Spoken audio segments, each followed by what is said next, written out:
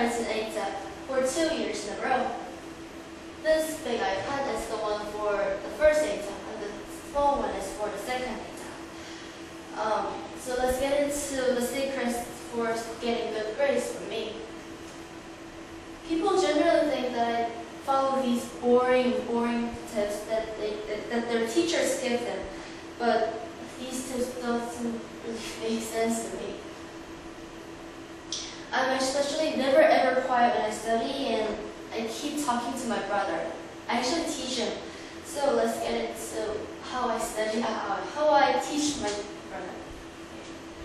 So here's our big tip. But before you find a big tip, you need to do 2 things. One thing is to simplify the information into small talk, and the other one is to find a fun story in your book. But if you really can't find a fun story in your book, you just make one up for yourself. So here's my example. I was studying Han Dynasty, and I had too much things to learn and memorize, so I was stuck with that.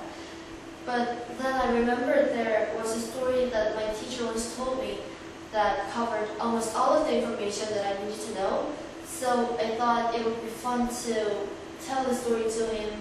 So yeah, although he was very frightened here, he surprisingly liked the story and even repeated the story over and over again.